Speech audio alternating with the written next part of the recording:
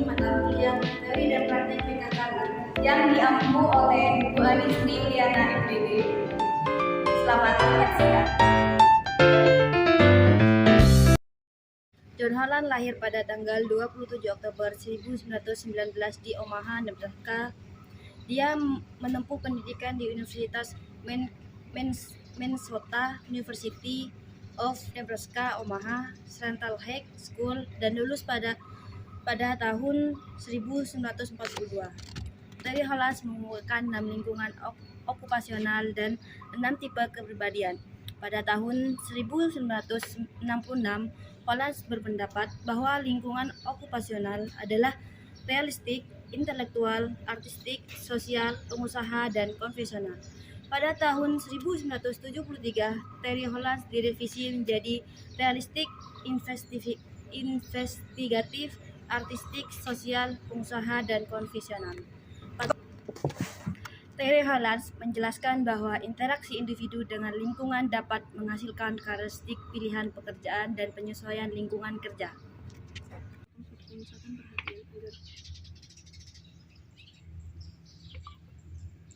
Dalam belajar diperlukan suatu pemusatan perhatian agar apa yang dipelajari dapat mudah dipahami, sehingga siswa dapat memahami apa yang dia pelajari.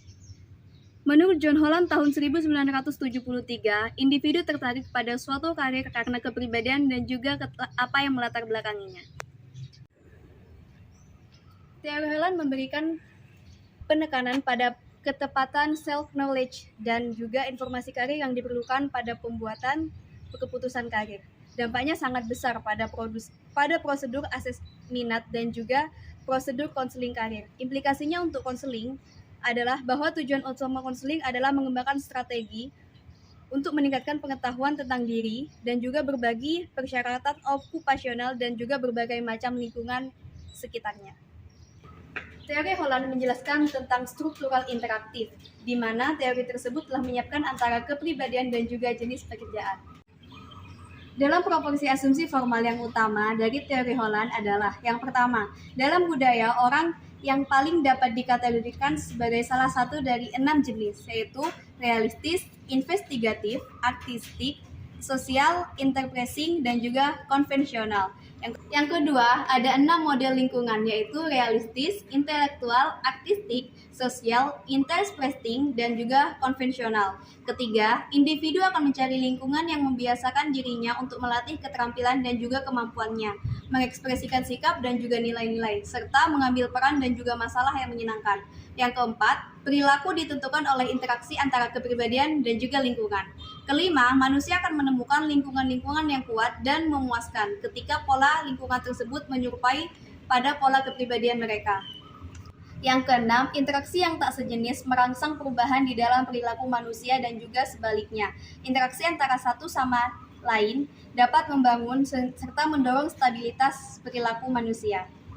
Yang ketujuh, seseorang akan mengatasi inkongruensinya dengan mencari lingkungan yang baru atau dengan mengubah perilaku pribadi dan juga persepsinya.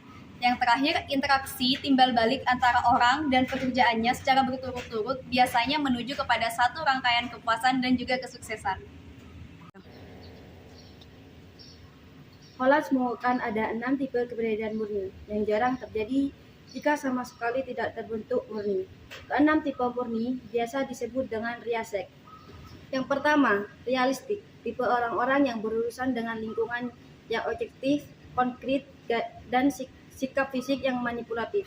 Mereka menghindari tujuan dan tugas-tugas yang menuntut subjektivitas, ekspresi intelektual atau seni dan kemampuan sosial. Yang kedua yaitu investigasi, tipe orang-orang yang menghadapi lingkungan dengan menggunakan akal, memanipulasi ide, kata, dan simbol. Mereka lebih memilih panggilan ilmiah, tugas teoritis, membaca, mengumpulkan, aljabar, bahasa asing, dan aktivitas kreatif seperti seni, musik, dan seni pahat. Yang ketiga, artistik. Tipe ini adalah individu yang menghadapi lingkungan dengan menciptakan bentuk-bentuk seni dan produk. Mereka mengandalkan tayangan subjektif dengan fantasi dan mencari solusi untuk masalah. Yang keempat, adalah sosial. Tipe ini adalah orang-orang yang menghadapi lingkungan dengan menggunakan keahliannya dalam berinteraksi dan berhubungan dengan orang lain. Mereka dilambangkan dengan keterampilan sosial dan kebutuhan untuk interaksi sosial. Yang kelima, giat. Tipe ini adalah orang-orang yang menghadapi lingkungan dengan cara mengekspresikan kualitas petualang, dominan, antusias, dan impulsif. 3. Yang kelima adalah giat. Tipe ini adalah orang-orang yang menghadapi lingkungan dengan cara mengekspresikan kualitas petualang, dominan, antusias, dan impulsif. Dicirikan sebagai pribadi yang persuasif, verbal, terbuka, menerima, dan yang terakhir yaitu konvensional. Tipe ini adalah orang-orang yang menghadapi lingkungan dengan memilih tujuan dan kegiatan yang membawa persetujuan sosial.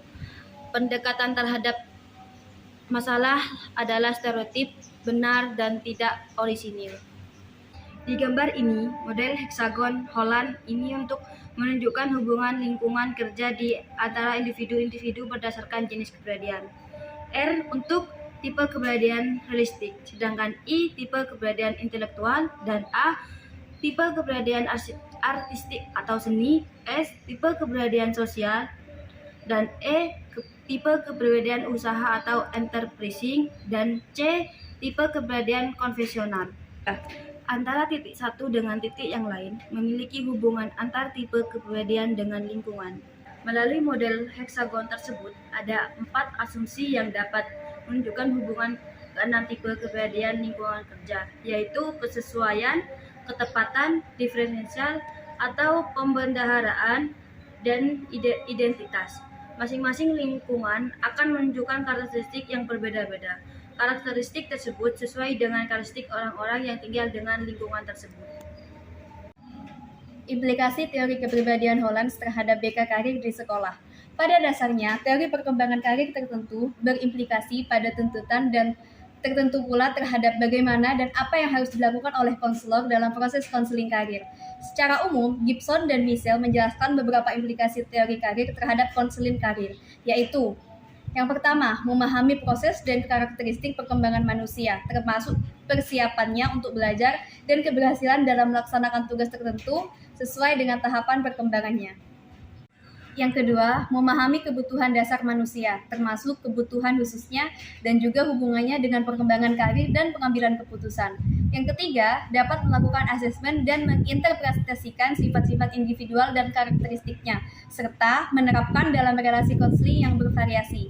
Keempat, memahami dan mampu membantu klien dalam memahami bahwa faktor perubahan atau faktor yang tak terduga dapat mengubah perencanaan karir. Yang terakhir, memahami perubahan cepat yang terjadi dalam dunia kerja dan juga kehidupan, sehingga memerlukan pengujian secara bertahap serta perlunya penggunaan teori dan riset mutakhir sebagai dasar pelaksanaan konseling. Secara garis besar, konselor memiliki 4 peran dalam konseling karir. Yang pertama, membantu membuat keputusan-keputusan karir dengan jalan memberikan informasi yang diperlukan. Kedua, membantu membuat keputusan karir dengan jalan mengembangkan keterampilan dengan membuat keputusan. Ketiga, membantu membuat beberapa keputusan karir, bukan satu yang berkaitan. Keempat, membantu memahami dan mengembangkan sifat-sifat yang dimiliki untuk mencapai keputusan yang telah dibuatnya. Secara umum, teori pilihan karir menurut Holland berimplikasi pada bimbingan dan konseling karir di sekolah, di mana konselor dapat melaksanakan asesmen kepada peserta didik untuk mengetahui kepribadian siswa dan juga lingkungan, sehingga dapat membantu menentukan pilihan pekerjaan yang diinginkan. Bimbingan dan konseling karir berperan sebagai pengintegrasian berbagai kemampuan dan kemahiran intelektual dan keterampilan khusus hingga sampai pada kematangan karir secara lebih spesifik terjerumus dalam tujuan bimbingan karir.